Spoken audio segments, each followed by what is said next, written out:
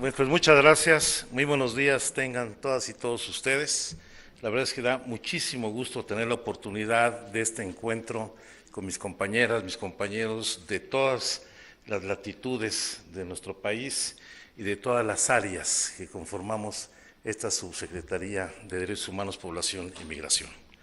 Y bueno, y como están aquí desde las 7 de la mañana, voy a ser breve, o voy a intentar ser bastante breve. Bien, yo creo que lo más relevante de este evento que desarrollamos en el marco de la conmemoración el día de mañana del Día Internacional de los Derechos Humanos es dar visibilidad y hacer un reconocimiento a todas y todos ustedes, que son quienes día a día, sin horarios, sin limitación, bueno, con muchas restricciones, encaran el enorme reto de atender a quienes más necesitan del apoyo del Estado mexicano, porque estamos atendiendo fundamentalmente a las gentes que han sido violentadas en el ejercicio de sus derechos humanos. Y eso nos merece, de parte de todo el equipo de la Subsecretaría, un reconocimiento y una reivindicación del trabajo que ustedes desarrollan.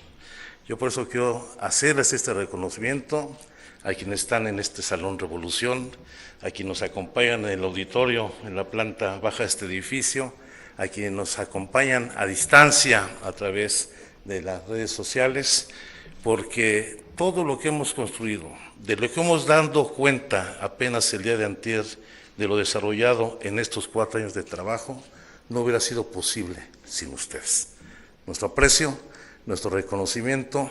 y pedirles que sigan haciendo lo mismo y un poco más, porque la gente de este país se lo merece.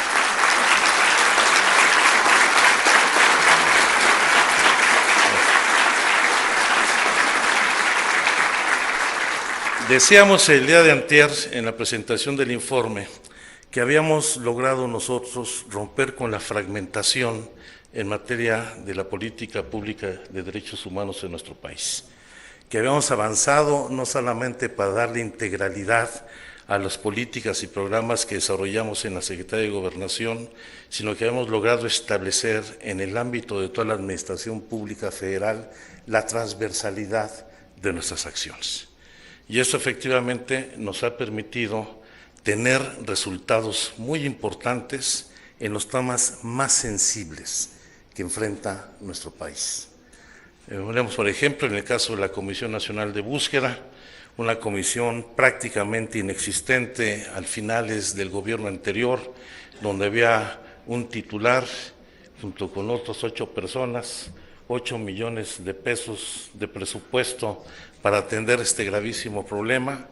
Hemos dado pasos sustantivos,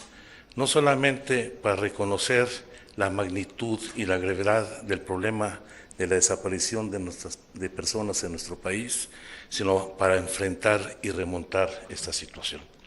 Se ha construido un sistema, bueno, se nombró primero a la Comisionada Nacional de Búsqueda, a Carla Quintana.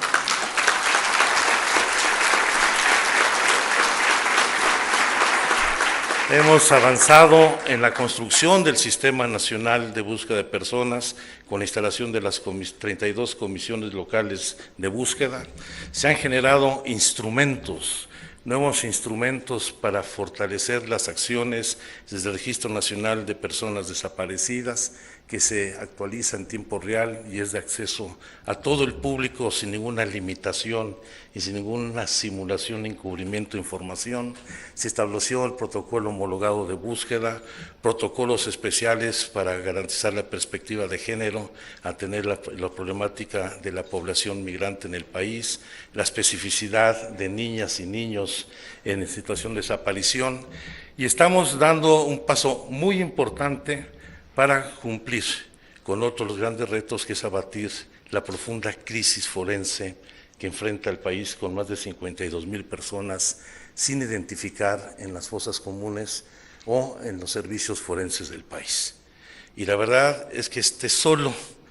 algunos de los trabajos que se han desarrollado a lo largo y ancho de todo el territorio nacional para poder garantizarle a todas las personas el derecho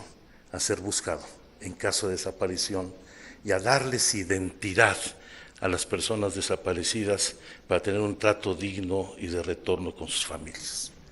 Como lo hemos hecho también en el caso de la defensa de los derechos, el derecho a defender los derechos, que le corresponde no solamente el mecanismo de protección de periodistas y personas defensoras de derechos humanos, que le corresponde a todo el Estado mexicano garantizar, para que este ejercicio de derechos no tenga ninguna limitación en un escenario que durante muchos años tuvo profundas y graves limitaciones. Muchos de nosotros venimos de experiencias de persecución política por defender y reivindicar derechos. Y es lamentable cómo hoy que hemos logrado la alternancia en el gobierno y superar muchos de los viejos vicios del pasado, todavía tenemos en algunos espacios públicos, particularmente en los estados, en los municipios, enormes resistencias e inercias con intolerancia que buscan frenar el derecho a la libertad de expresión que ejercen los periodistas o el derecho a defender derechos de ambientalistas, de gente que reivindica los derechos de las comunidades indígenas, de gente que va reivindicando los derechos de los grupos vulnerables del país y queremos acabar con ello. Y por eso creo que lo que hemos venido emprendiendo, además de reconocer la profunda crisis humanitaria y de violación de derechos humanos que heredamos, como aquí lo han enseñado mis compañeras y compañeros del régimen anterior, pues queremos seguir actuando con firmeza, enfrentar las inercias, las resistencias, las amenazas, porque como lo hemos dicho y es un compromiso de todo este equipo, nadie nos va a hacer retractarnos de nuestra convicción de no solamente conocer la verdad, sino hacer justicia frente a las graves violaciones a los derechos humanos, sean quienes las hayan cometido. Y vamos a ser muy firmes en ello.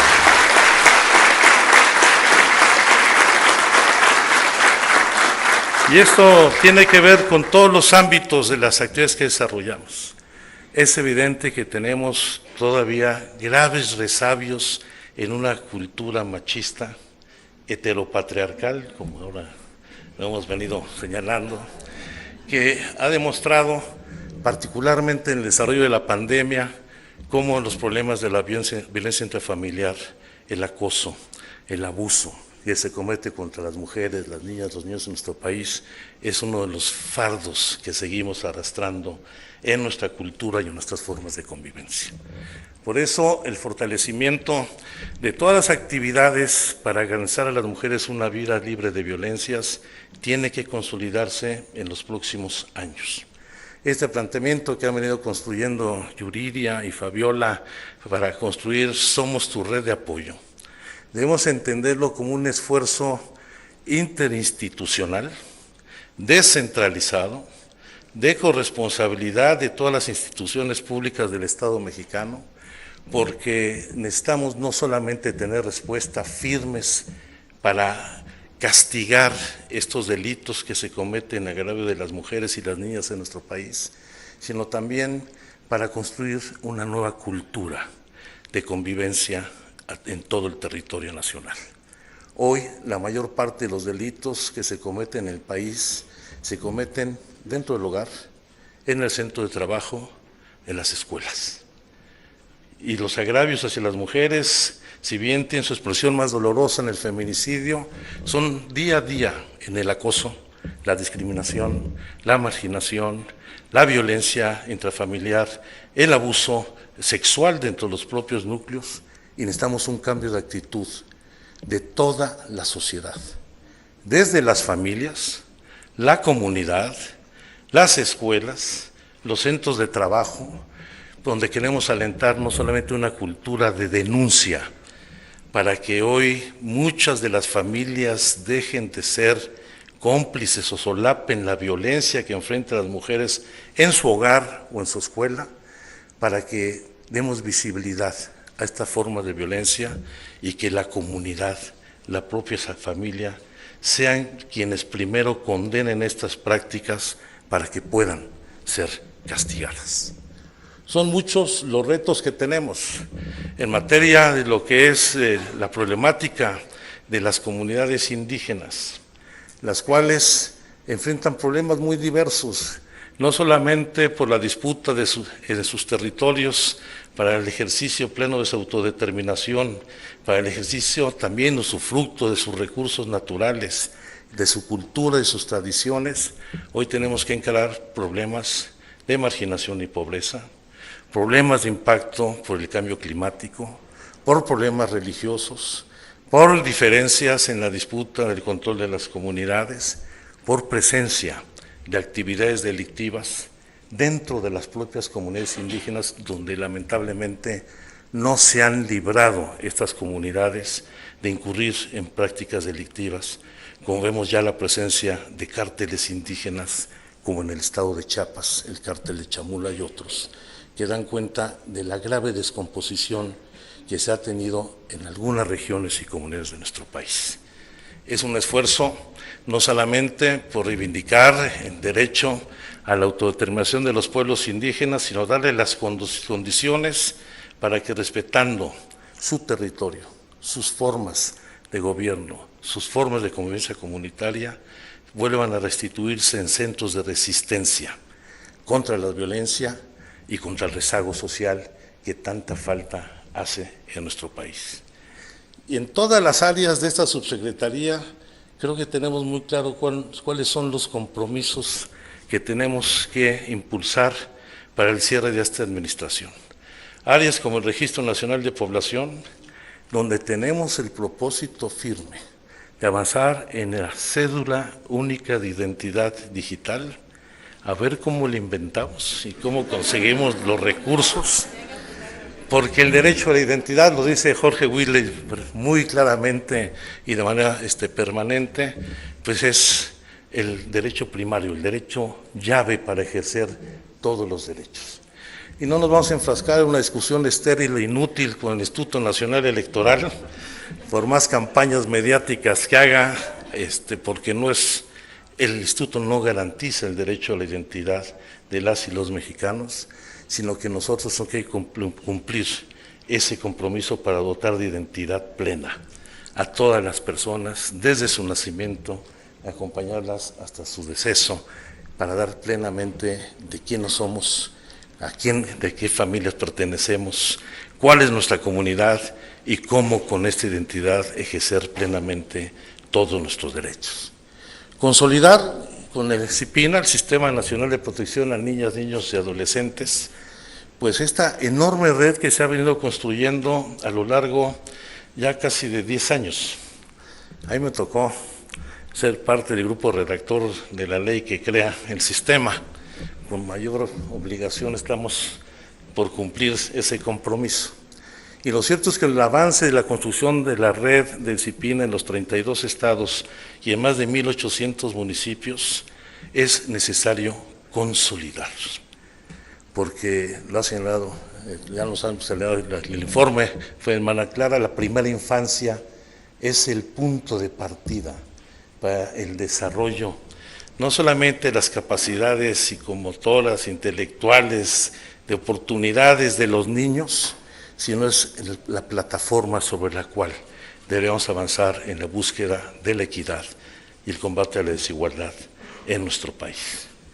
Con el Consejo Nacional de Población, pues con mayor razón, tareas muy puntuales y concretas. Necesitamos, ante los nuevos fenómenos demográficos y poblacionales, atender temas muy dolorosos, el embarazo infantil y adolescente, donde en este país los datos que nos proporciona Gabriela Rodríguez es lamentable ver todos los días el nacimiento de 1,000 niñas y niños, hijos de madres adolescentes, más de 365,000 nacimientos anuales de niñas y niños, hijos de madres menores de 18 años, y lo más lamentable, las niñas madre, cerca de 9,000 cada año, entre los 13 y 15 años de edad. Por eso, esta parte no solamente de combate a las violencias contra las mujeres, son combate a las prácticas que afectan los derechos de las niñas, No, que las niñas no tienen por qué ser madres, tienen que gozar su niñez, las adolescentes no tienen que ser obligadas forzosamente a casarse, sino que puedan desarrollar su proyecto de vida y garantizar una buena formación, educación en materia de derechos sexuales y reproductivos y de autovaloración, de reivindicación de los derechos plenos de las mujeres, es una de nuestras prioridades al cierre de esta administración. Y me voy a seguir todavía con algunos. La parte de refugio. No, refugio, sin lugar a dudas, lo decía muy bien Andrés ahorita, nosotros tenemos que fortalecer y enaltecer una de las políticas de Estado más importantes, de las pocas políticas de Estado que se han consolidado en nuestro país. Nuestra política al derecho de asilo, de refugio, de protección complementaria,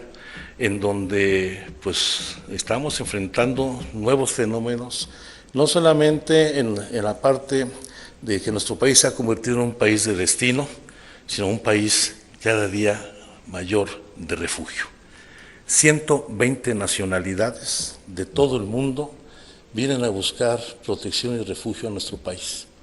Y tenemos no solamente que garantizar esa protección a quienes por razones de persecución política, por razones de violencia delictiva, llegan a nuestro territorio, sino tenemos un esfuerzo por integrarlos a la vida y al desarrollo nacional.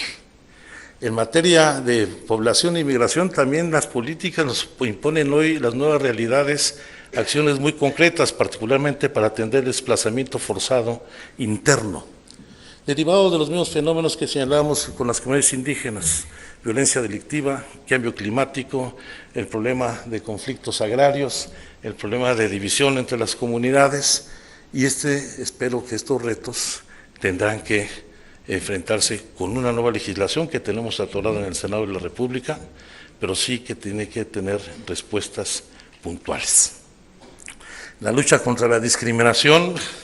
y con la primera mujer indígena al frente de CONAPRED, que es un honor, con Claudia.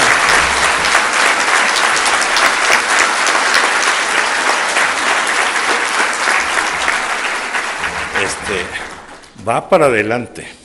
Y va adelante, lo decimos, para atender todos los problemas de discriminación que enfrentan los grupos vulnerables, las minorías, todos quienes son perseguidos o discriminados en nuestro país. Y vamos a fortalecer todo el sistema para mejorar nuestra capacidad de respuesta y de acciones más firmes para combatir la discriminación, no solo en las instituciones públicas, sino en la sociedad. Que nadie tenga la impunidad de discriminar o marginar a nadie en nuestro país. Todos, todas tenemos los mismos derechos y nosotros tenemos la obligación de garantizarlos. Y dentro de estos derechos, el derecho a la memoria y la verdad es fundamental. La Comisión por la Verdad respecto a la Guerra Sucia está avanzando muchísimo. Ya no solamente se han hecho las primeras visitas, investigaciones al campo militar número 1, se están revisando en estos momentos los archivos de todas las instalaciones militares de este lugar, pero iremos a todos los lugares que sea necesario donde haya habido denuncias de violaciones graves por detenciones arbitrarias, tortura, desaparición forzada, como es la base militar de Pie de la Cuesta, o los cuarteles militares en Sinaloa, en Chihuahua, en el Estado de México, en Sinaloa, que van a ser objeto de investigación por parte de esta comisión. Pero es una comisión que no solamente se va a dedicar al esclarecimiento histórico, sino que tiene que avanzar tanto en garantizar el derecho a la memoria. Necesitamos una nueva ley de memoria, no lo comentó Félix, pero estamos trabajando en ello, sino ver también cómo se fortalecen los procesos judiciales abiertos desde décadas atrás que estaban congelados en la entonces Procuraduría General de la República para que haya justicia, ver los temas de reparación a las víctimas de la Guerra Sucia, que es una agenda pendiente del Estado mexicano, y fundamentalmente dar las garantías de no repetición para que esto no vuelva a suceder. Como será igual en el caso de la Comisión por la Verdad, en el caso de Ayotzinapa, que le pese a quien le pese, o sea, que le duela a quien le duela, vamos a ir por la verdad y la justicia, por más resistencias que haya.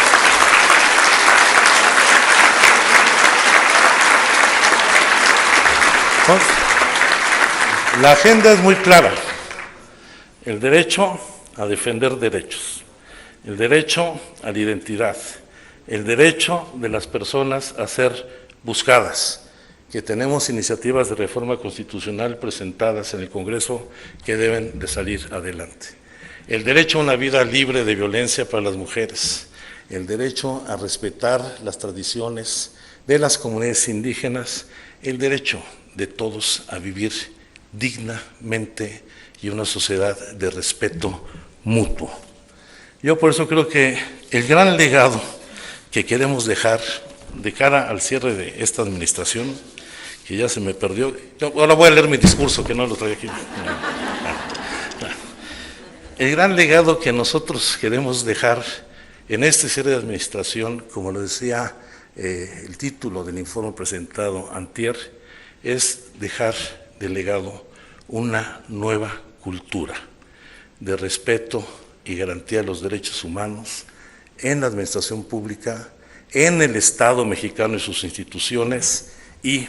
también en toda la sociedad, en cada persona, en cada familia, en cada comunidad. Tenemos que fortalecer nuestros valores de ética, nuestros valores de tolerancia, nuestros valores de respeto mutuo, nuestros valores de reconocimiento de entre nosotros en nuestra diversidad y en nuestras diferencias. Y para eso tenemos que cumplir 3 objetivos fundamentales. Primero, dejar un legado de instituciones, de leyes,